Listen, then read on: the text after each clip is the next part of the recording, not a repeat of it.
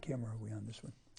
Good evening and welcome to City Focus. I'm Marty Olsen, your host, and tonight I'm absolutely delighted to have in and welcome back an old friend, a gentleman who I've known guy going back to high school. Yeah. He's a class or two ahead of me, but... Long time ago, Marty. Well, I just had my 50th reunion. I think yours was the 45th. You're a little... Yeah, you're very kind. I think you were a senior when no one had that great football team in '68. Yep. That was... Actually, I graduated in '69, yeah. But that was the 68 season. Yeah, it was a great team. Yeah. John Brennan, Kevin Booth, all those guys. Yeah. Juan Mabry just passed away. Yeah, Juan was a wonderful, wonderful man. Yeah, yep. Stayed local and... Yeah, just a really great guy. Part of that wonderful New London mosaic, you know? Terrific. Yep. And you've had a lifetime in education as an adult, and starting in New London, and you've kind of meandered around. Yeah. You've been in the classroom. You've been an administrator for an extended period of time.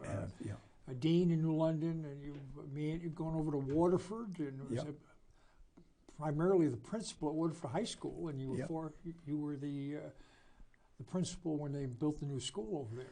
Yeah, that was, I remained until that project was finished, and that was my final year. I retired briefly from, I think it was 2013, yeah. And from there, you had a couple of short stints. I did an interim principal's job at Veterans School, an elementary school in Norwich, and really enjoyed that. I'd never worked with the little people before, so that was quite an experience. And then that was just a couple of months, and when that ended, I was asked to fill in over at Wheeler in North Stonington, really great public school of grades 6 through 12, about 450 students, and pretty much a rural setting, and that was quite a bit different from the other schools I'd served at, so it was really interesting. And great school, great population, wonderful staff. So it was a great experience. Yeah. And then you've shifted over to St. Bernard School, not St. Bernard's High School, but St. Bernard School. Yeah, that shift came, the name change came before I arrived there. They extended it to a middle school, so they changed the name from St. Bernard's High School as you and I knew it, when it was at the old Williams School in WMI in New London, right across from New London High School. It started in 1956, St. Bernard, and then, through a variety of changes over the years, it ended up in Uncasville, and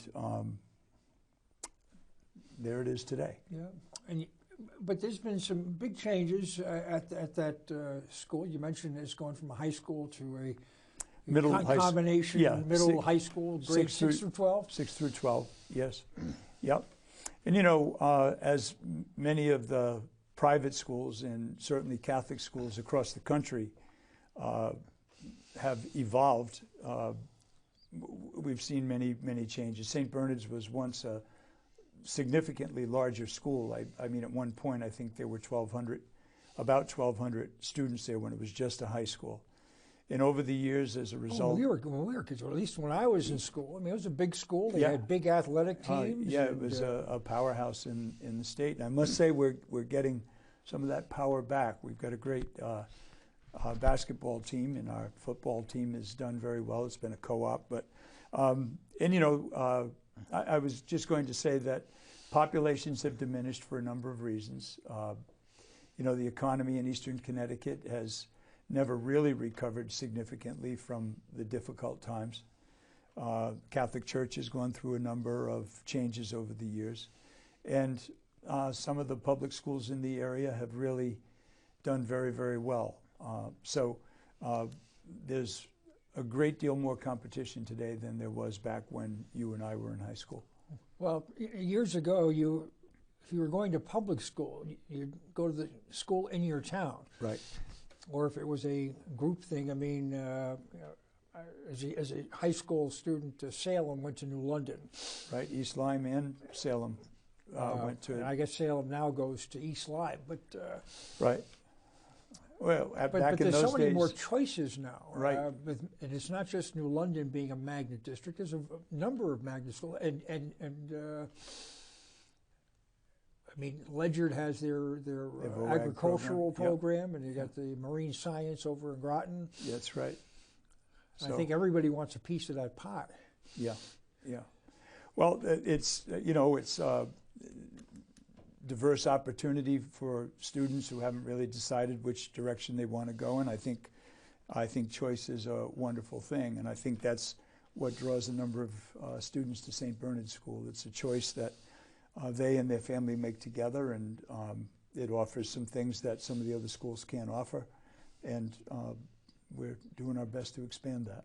How important at your school and the parochial Catholic schools in general is getting that religious Catholic education as part of the curriculum? Well, I think it depends who you ask. I mean, certainly as the head of the school, it's important to me. That's the foundation of St. Bernard's School. But I will clarify that by saying that only about 60% of our students come from a Catholic background. And even within that 60, they're not all practicing Catholics. We have students who are Jewish, we have Muslim students, we have students who have no religion at all, and they're all welcome. They come to our school. We don't try to convert them. So is there a religious requirement? There is. For all years, starting in 6th grade, they must take one course in theology, and it's progressive. It deals with some of the Catholic doctrine and the Gospels and so forth, but it's also a broad approach to world religions, and it gives kids, I think, a really great cultural look at different religions and different backgrounds. So, but there's prayer in our school. We start the day with a prayer. They say a grace before lunch, and it's a foundation in every class that we talk about compassion and kindness and making the world a better place. And I think any of the major religions, regardless of what they are, they don't have to be Christian, they all have the same tenets, really, when you think about it. So any student with any kind of a spiritual underpinning at all can allow that to grow at St. Bernard's School, and we're very proud of that. Well, I think that's important. I mean, I think it's important for our audience is to, why would a family seek out St. Bernard's School as an alternative? Now, I mean, we mentioned some of the magnet schools, and there are charter schools as well. But the student or the family is not paying a tuition. To go to your school, there is a fee, correct? There is, yes. Yeah, and we have sort of a sliding scale, and it is dependent upon a family's income. I've always said, and I've tried my hardest to maintain this, that if a kid is serious about wanting a college preparatory education and they have a desire to do well in school, yet they don't have the means, we try to find a way to get them into the school so that they can enjoy that atmosphere and be successful. But I think, and I would never state anything negative regarding our public schools, because I spent most of my career in public school, and I think for the most part they do a great job, and they provide an incredible service. At the Catholic school, I think that there are a couple of things that perhaps set us apart. I think the fact that someone at home has taken a particular interest in the education of their son or daughter. It may be a grandparent or an aunt or an uncle. It means someone is really paying attention to that student's education. So if you've got someone at home who's keeping an eye on things, it makes our job so much easier. And I have found that it's a very safe school. It's a relatively small school. We're right at about 400 students. That's for all 6th grades? Yes, 6 through 12. 6 through 12. Our teachers are very well trained. They know the students extremely well. It's very much a family atmosphere, and people tend to help themselves out. And you know, if you talk to any of our friends who attended St. Bernard's High School years ago, they've maintained a love affair with that school. You talk to them now and they light up about the wonderful. Those characteristics that made that school so special to those generations that we knew, those characteristics still exist there.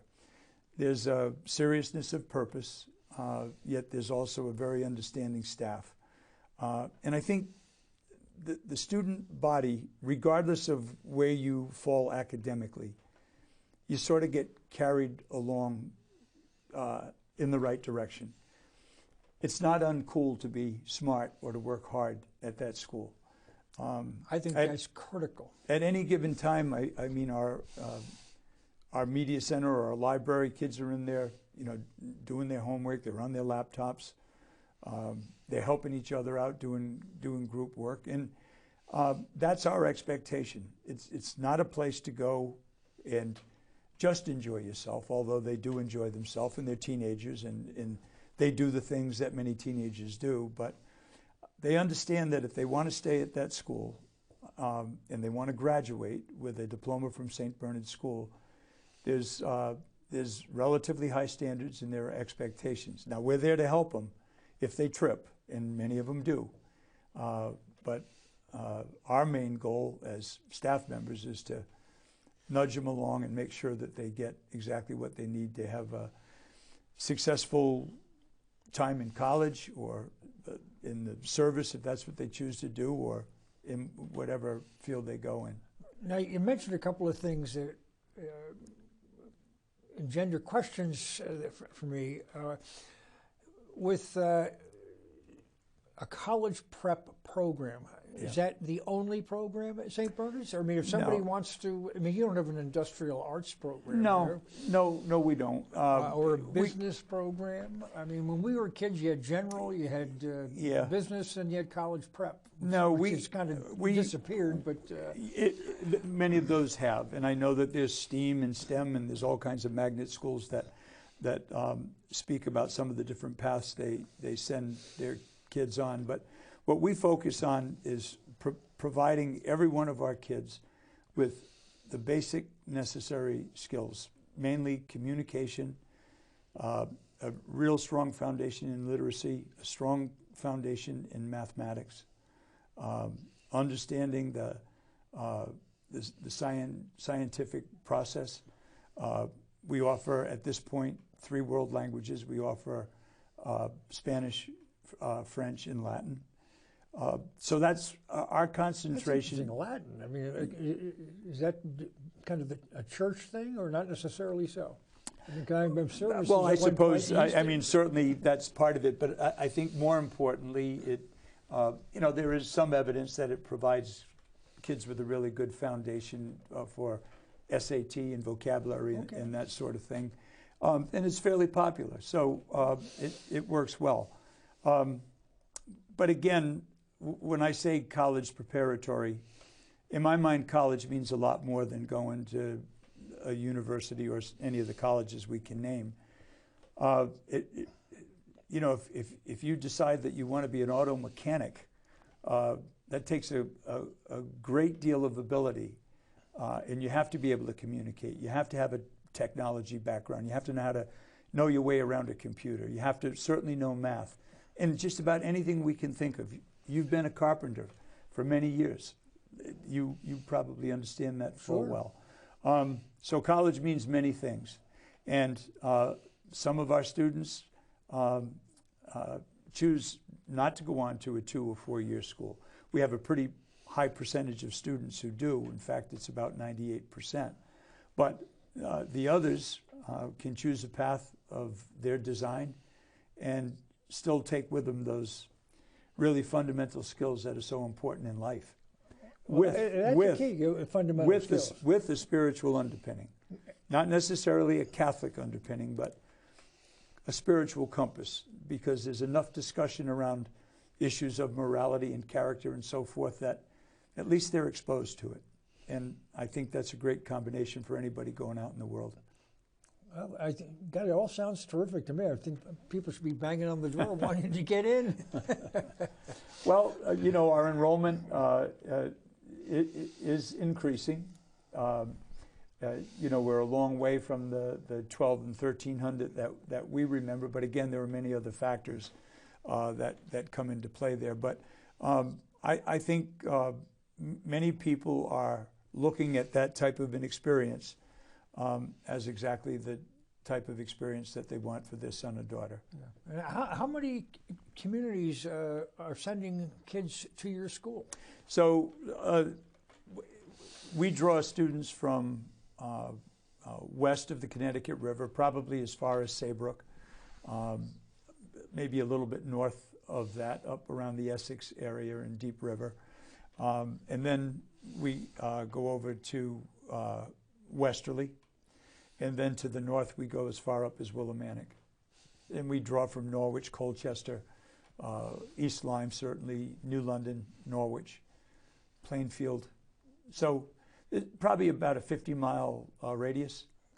And who's responsible for transportation for this?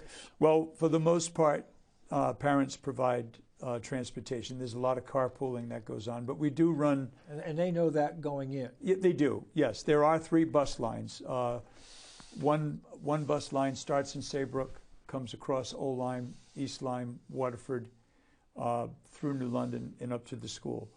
The city transit bus makes a stop at St. Bernard's School. So many of the kids board down at the train station in the morning, and they get dropped off at the school and they get brought home.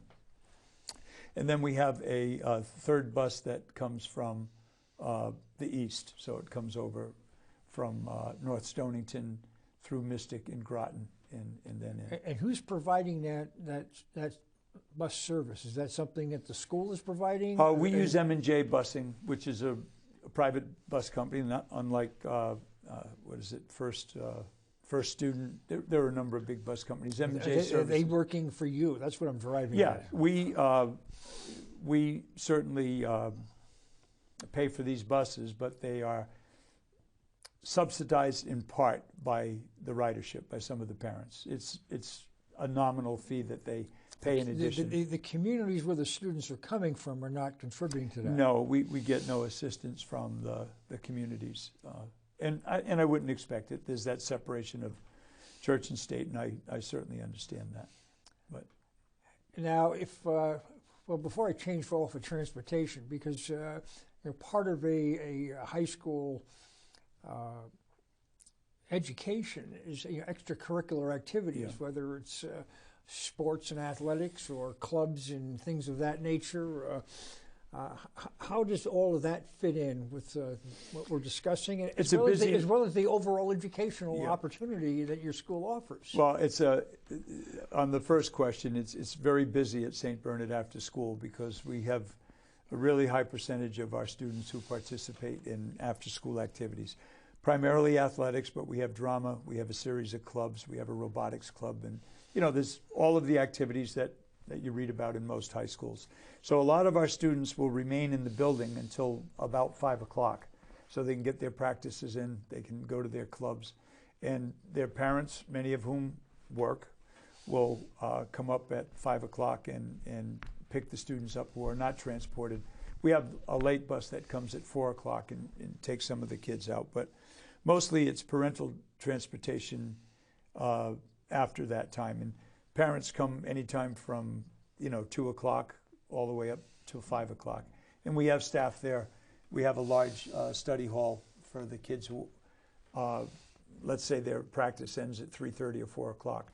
They then go into a study hall and will remain there until their parents arrive. And that's required, so they're not just wandering around the grounds. No. There's only a few places that they can be after school, and we make sure that that's where they are. Yeah. Now, you mentioned athletics. As we noted earlier with the larger school, and St. Bernard's in those days used to field rather large, robust teams in many different sports. Yeah. Due to the lack of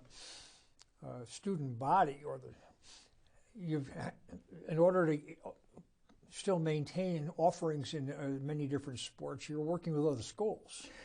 Only in a few instances. We co-op, meaning that we join with one or two other high schools. If they too have a small number of students, the CIAC does allow teams to come together and co-op. This year, I believe, I could be a bit inaccurate here, but I know we did co-op in football, had a very successful season with Norwich Tech and Grasso Tech, and St. Bernard's was the third leg of that three-legged stool. Do they play at your facility? No, they play at the home games are at the new field over at Grasso. Oh, okay. We still have a full complement of athletic fields, but they're old school. We don't have turf. Our fields are grass. Maybe we should have a nostalgic night where kids can see what it's like to play on get grass stains on a classic football field. That would be fun. But no, the fields are actually very, very nice and well maintained at St. Bernard. But the only other we are co-oping in swimming and football, and there may be one or two others. But we have wrestling. We have certainly football. We have boys and girls basketball. We have boys baseball. We have softball. We have tennis for both boys and girls. We have cross country, indoor track, outdoor track.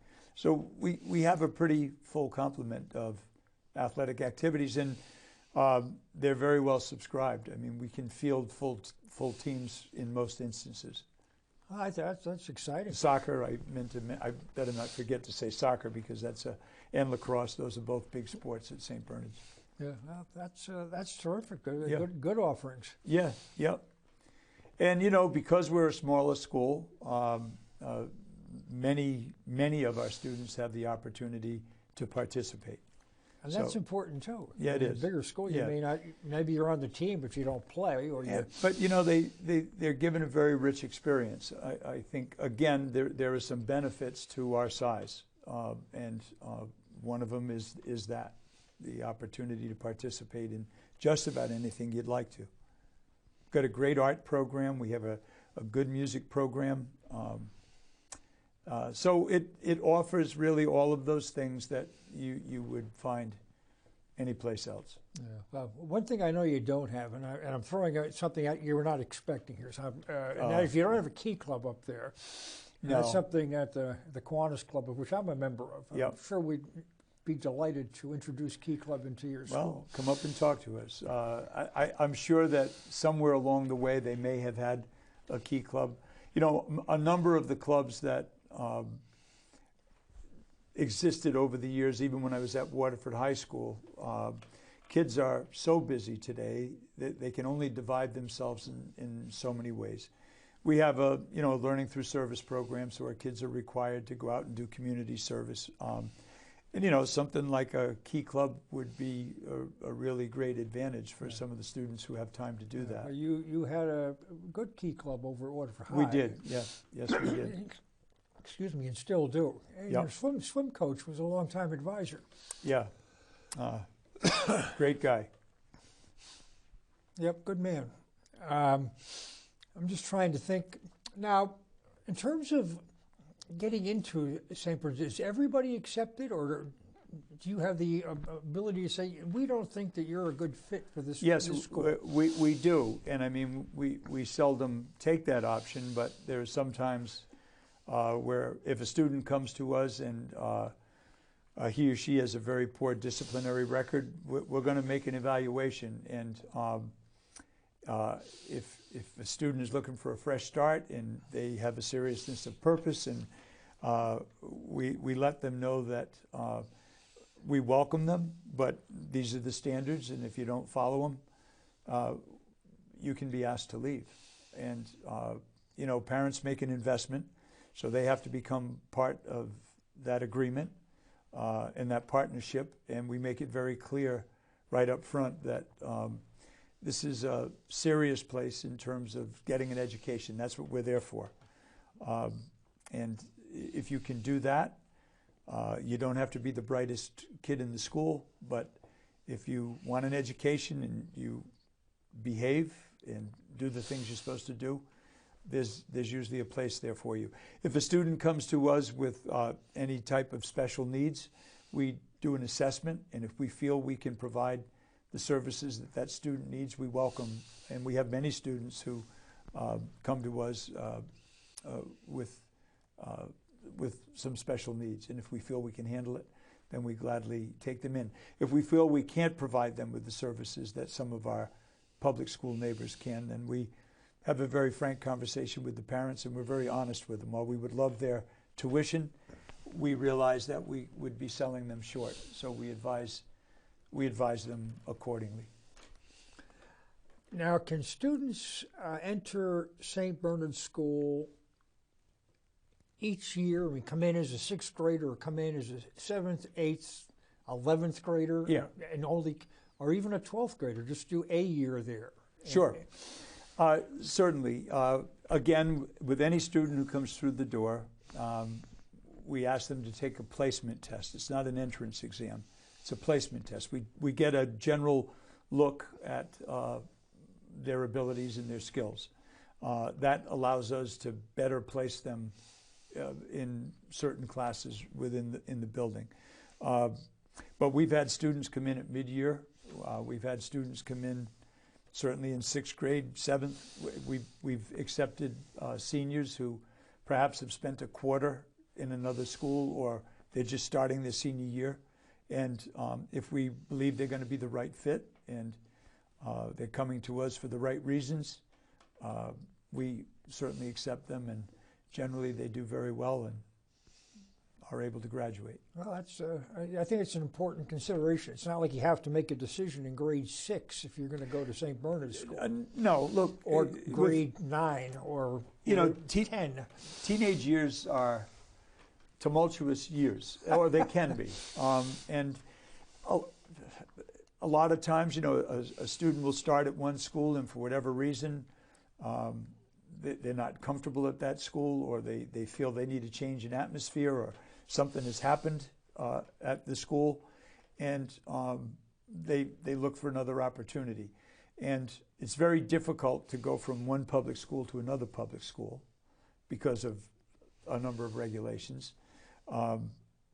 But the private school does provide sort of a simpler option for people.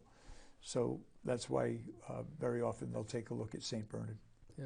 Now, the state of Connecticut has its hand in education, at least from my perspective, in a pretty big way. Mm-hmm. As a private institution, are there rules and regs that the state that impact you, that are impacting New London and Waterford and all the other public schools in the 169 towns and cities in the state, that maybe you guys have a different look? I mean, for instance, are your teachers required to be state certified? No, they're not. So to answer the first question, I mean, I use that as an example, but yeah, I mean, I think, and that's a very good example. But I will say, in general, no, we are not under the guise of the state of Connecticut. Certainly, constitutional rules apply and so forth, and quite frankly, spending most of my life in the public schools, I've been able to sort of take the best of what the state offered in terms of required courses and that sort of thing, and to help build our curriculum so that our kids can move on and go to a state college or go to a private university or whatever and do well. So there are a lot of similarities, but we do not have to follow state regulations. We don't have to submit our students to standardized testing. Our kids take the PSATs, they take the SATs, they take AP exams and that sort of thing, but they don't have to take the state standardized tests. Okay. And as far as certification, let me just go to that because you mentioned it. Yeah. Or do you seek certified teachers? We seek certified teachers, of course, but if we have someone come to us who has had a wonderful career and somebody who works at NASA and wants to teach science, they may not all be good teachers. We are very careful in our interviewing process, and we make sure that they have the right stuff. since you mentioned NASA. And while, certification isn't required, the majority of our teachers do come to us with certification. And that's certainly not a bad thing. I think teacher training at the college level today is far superior to even what I experienced as a young teacher many, many years ago. So it's an asset, but not a requirement. Well, I think that's, again, important just for our own general discussion and for our audience's edification of what's going on. And, where I see it the most, a lot of times with our world languages, if I have someone who's, an intelligent individual who's a native speaker of the language that we're offering, very often that's a really great match, and we've had some wonderful success in that world language department. That is, I'm fascinated. Now, one thing that St. Bernard School had, I think the last time you were here, which was a handful of years ago, was a number of international students. Is that still part of your student body? Well, it is. It's a very important part of our student body for a whole host of reasons. But I will say that there has been a dramatic drop in the number of mainland Chinese students. Those were that was the most significant number of international students that we had up until just prior to COVID.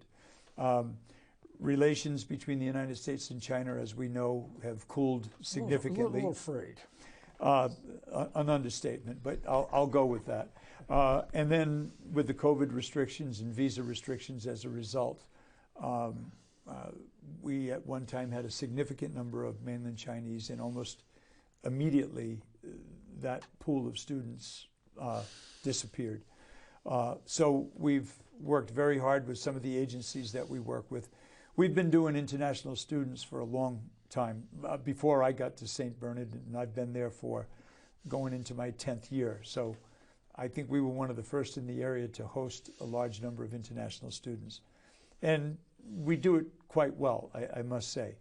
Now we're looking at markets in Europe, Eastern Europe. In fact, I'm very proud to say that our community has welcomed 6 war refugees from Ukraine. Okay.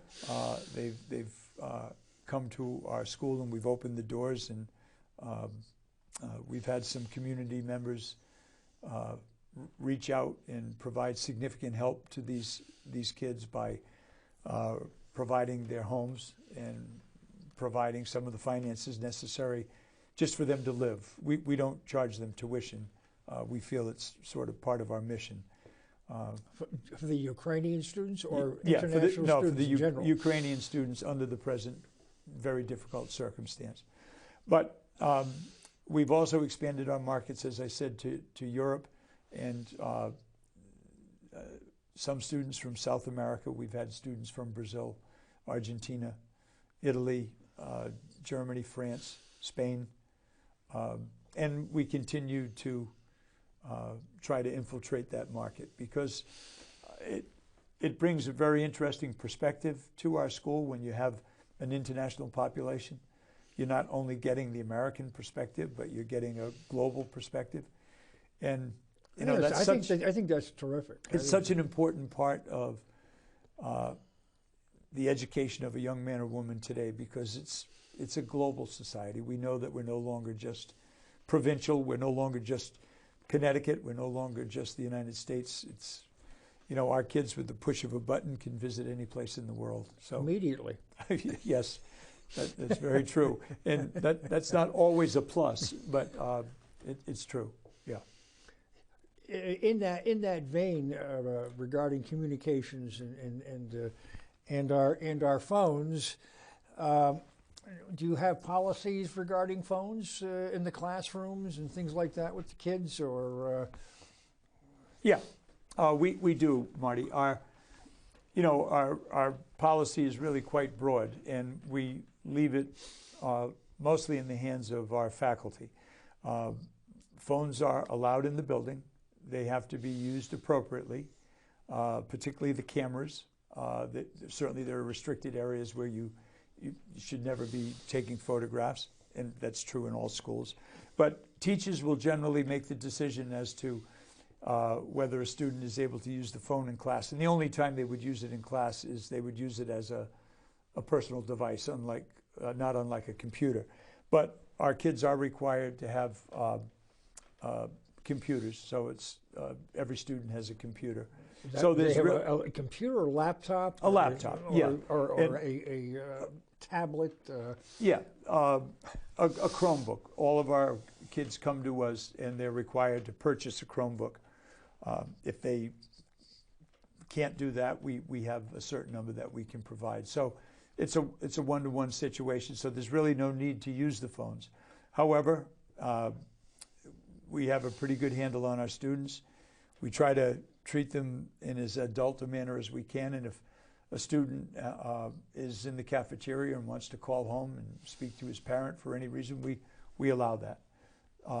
But again, there are limitations, and the students know what they are, and we don't have a lot of problem with phones being used inappropriately. Well, that's a good thing. Now, social media, that's a blessing and a curse, and I think if you talk to any high school principal or any teacher or administrator, they would tell you that, I think all of us spend a great deal of time trying to monitor appropriate use of social media, and it's become such an important part of our educational process to try to teach kids how to, first of all, vet the information that they're getting on social media, because so much of it is untrue, and how to use it appropriately, and how easily you can slip into a very difficult situation if it's used inappropriately. Yeah, well, I'm flabbergasted with some of the stuff that you see on social media. I mean, Yeah. it's too much information. You just don't need to know this about whomever. It just, why are you putting this out? And the inability of much of our population to discern truth from fiction. And that, again, as an educational institution, we try to put a real focus on that, so kids can be somewhat selective, and they can begin to discern, like I say, what's true, what's legitimate, what's a site that you can trust from all of the other stuff that's out there, and we both know there's an awful lot of that. So we've both done a little bit of time with local government anyway. You're a one-termer at the New London City Council. Yes, yeah. Yeah, and you've been a long time servant of city government. So it's been a privilege to have the opportunity to serve in that capacity. Yeah. And I've enjoyed it, through the thick and the thin. Well, I think you've always been a reasonable individual, Marty, and that's why so many people admire you. Well, we try, and New London's a tough place to govern. I think that also is an understatement. One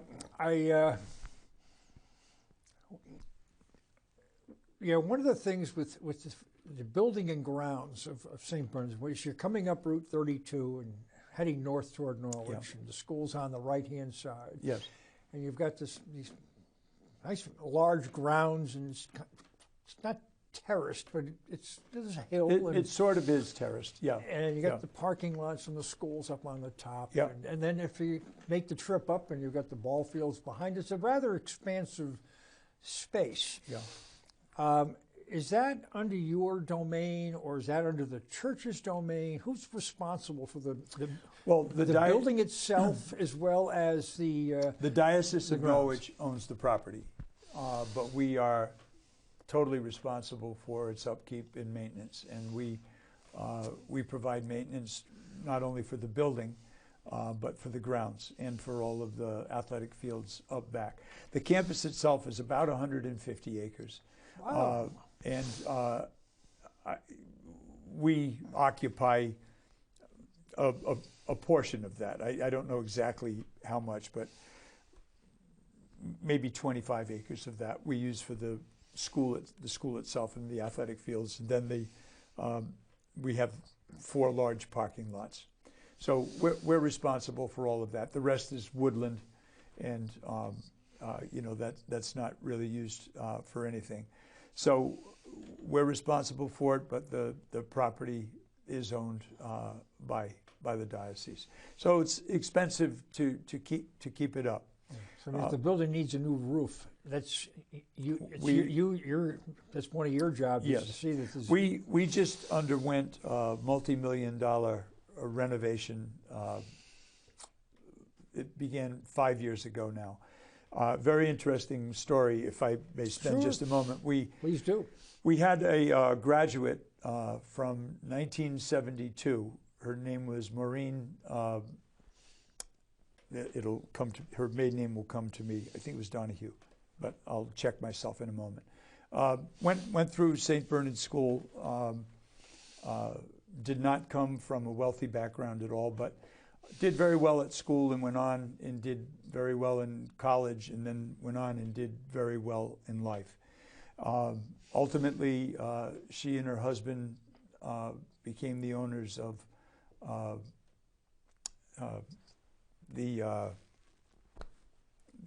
not Disney, it's escaping me now. It'll come to me in a moment. And then she became Maureen Donahue Hendricks, and the Discovery Channel. They owned the Discovery Channel.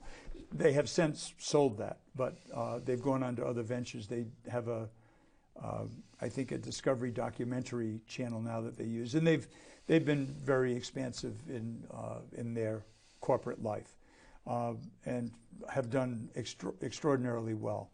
She came to visit St. Bernard prior to my coming there, so it was more than 9 or 10 years ago. Walked through the building and saw that the building really had not changed much since it was built in 1966, and it was really showing its age. So she offered a challenge to the diocese and to the alumni that she would match $250,000 a year for a total of about $3 million over a period of time. We were very fortunate. Our alumni was extremely supportive. Maureen Hendricks was very supportive with her challenge, and the diocese also matched it. So over that period of time, we were able to garner a pretty good war chest. And when I arrived at the school, they had received all the money but had not started any of the work. Oh. So I had the wonderful opportunity to hire some local people, contractors who came in and really refurbished the building from the ground up. All new finishes inside. It was completely put on a wireless platform. After the new Waterford High School, you're just you're in your realm here. I had been able to sharpen my pencil there, so to speak, and it just worked out very well. And that was a 2-year project, and it really gave the school a beautiful facelift. The infrastructure was improved all the way through. New lighting, all LED, so it was less expensive to run. Did a significant amount of asbestos abatement, new finishes on the floors and ceilings, and a lot of added technology. And we did a complete renovation of the old gym, which is a beautiful hardwood floor gymnasium that so many people remember. And if you come to one of our basketball games, you'll see an old school, beautiful, well-maintained gymnasium. So we're very proud of it. So the school, essentially, if anyone were to come into the school now, it's still the 1966 structure, but it appears to be. So the footprint is the same. The footprint is exactly the same. We didn't do any additions or anything like that. We really didn't need them. We have plenty of space, but everything inside was renovated, and it's really quite a nice building. And I certainly invite any of the alumni who would ever like to come up and take a peek at the old place. Certainly they're welcome. Just give me a call, and I'd be happy to take them on a tour. That sounds terrific. You know, one of the things we were discussing earlier regarding the capacity was 1,100 students when it opened, as was New London High School, if I'm not mistaken. It was, yes. However, at New London, where they're now, I think, utilizing closets, and maybe not with the new renovation, but before that had started, with regulations and different changes, I mean, the makeup of the school and the offerings had changed so radically that, I mean, you couldn't put 1,200 students into the school anymore.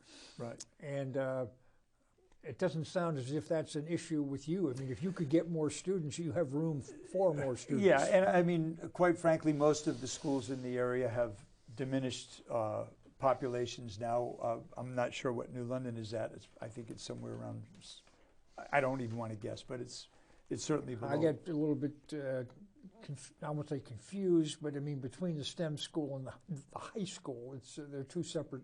Yeah. So I don't know, but a lot of the public schools in our area, just because of population in Connecticut, the populations in the schools have diminished a little bit. So I think people are finding some surplus room. But you're right.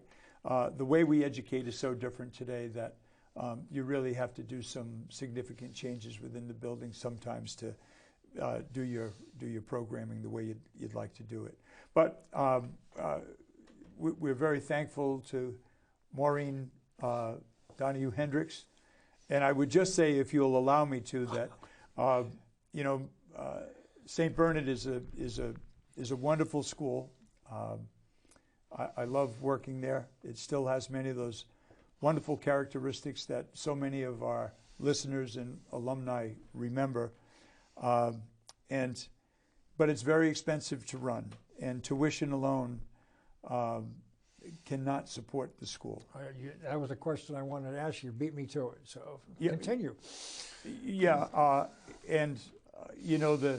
while the diocese has been very good to the school, they're not in a position to support the school financially. So we are dependent on a couple of foundations who give generously to the school, and to our parents and grandparents who pay the monthly tuition bills. But even at that, it's an extraordinarily tight budget. And at every opportunity I get, I ask our alumni of over 11,000 people to be mindful of the good job the school did for them, and to try to remember the school financially if they have the opportunity and the means to do so. Yeah. And I didn't mean for that to be a commercial pitch, but it's so necessary to maintain this great institution. Well, I mean, it's important. I mean, you look at New London where, again, as we were growing up, we had two strong parochial schools with St. Joseph's and St. Mary's. And St. Mary's is closed. Yes, it is. And I believe St. Joe's, their student population is not as robust as it once was. So, I mean, that pinch is being felt everywhere. Yeah, St. Joseph's School is a very, it's a great stepping stone for St. Joe. They graduate sometimes a class of 20 or 25 eighth graders, and 98% of them come to St. Bernard School, and we're very appreciative of that. So St. Joe's is doing a great job. Well, that's terrific. Just out of curiosity, are uniforms still mandatory? Oh, yes. They are. 6 through 12. 6 through 12. They're a little different for the middle schoolers, but they have their uniforms, and the high school students have their uniforms. But the student population is completely blended. I mean, we don't have a part of the building segregated for middle school. They walk through the halls with, you could have a 6th grader who's 3'9" walking with a 6'5" senior.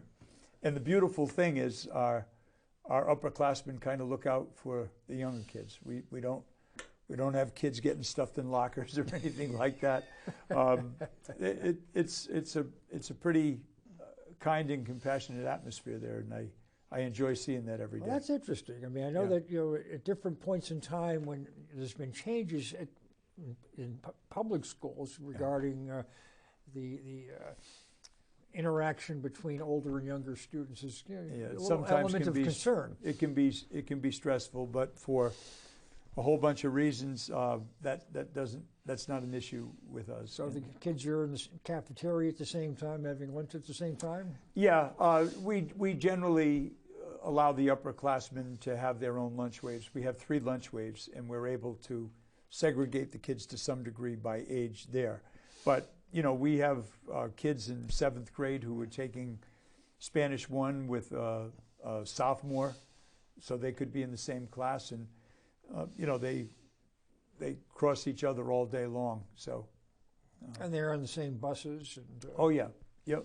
And we've really not had any issues whatsoever with that. So we've been pretty lucky. Well, it sounds to me like you've got a really good thing going up there on the hill. You got me excited. Well, come up and visit. You're welcome to come up anytime. It's a wonderful school. It's you know, I say to parents when they come to visit us during open house, it's one of the most important decisions a parent can make about where your son or daughter is going to go to school. And I know what I can promise at St. Bernard, that we have a safe atmosphere that's generally a very kind atmosphere, with great teachers who work extremely hard for kids to reach their potential. And that's the magic combination in any school. In any of the schools I've worked in, that's what we've always strived for. Yeah. So you're not having to deal with issues of having police officers in your school? No, thank God. You know, today's a very sad anniversary, as you know. This is the 10th anniversary of Sandy Hook. And, yes. You know, we all have to be reflective of that and how so much society has changed. So while we don't have police in the school, we certainly have security measures, and we're aware of the world that we're living in. But you know, we have a very good relationship with the Montville police. They are welcome into our building. We do drills, and they sometimes visit us, and I think that's important. But no, we don't have officers stationed in the building at all times. I mean, I know that at New London, and you need not necessarily comment on this, but there seems to be ongoing friction between the PD and the school, and you know, whether or not to be in the school, and what their role is and responsibilities, and it's a concern, at least from where I sit. From a general government side. No, you know, I've experienced public schools certainly, and I think it's extremely important to have a great relationship with your police department. If I was always very fortunate, both in New London and in Waterford, I could pick up the phone at any time and talk to, you know, either the chief or any one of the administration or a detective or whatever, and you have to know where your authority as a school administrator ends and the authority of a police officer begins, and it's a very distinct line. Mm-hmm. And you need to know that up front, ahead of time, and you have to have frequent conversations about it, and then you don't tend to have any problems. There you go. We're down to our last minute. Is there anything that you'd like to share with the audience that perhaps we haven't touched on here in our final moment?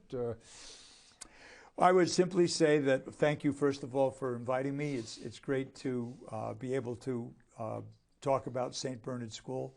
And I would say to anyone who has an interest, it's really a very seamless process with no commitment. You can call our admissions office and you could schedule a visit. Your son or daughter might want to shadow for a day or a half a day with another student and really get a sense of what the school is like. And if it looks like it's the right fit, you can sit down with that office and they can determine you know, the finances and all of that. And we would welcome anyone who has an interest. And there's no commitment. Terrific. Well, Don, I want to thank you so much for coming in. Well, it's been a pleasure. This has been wonderful. Thank you. Thank you so much. And folks, you've been watching City Focus, and we'll be back again next week. My guest scheduled is Glenn Carberry, who's going to come in and discuss. He's the American traveler. He's done an extensive global traveling, and we're going to discuss his experiences ping-ponging around Earth. And it should be fun.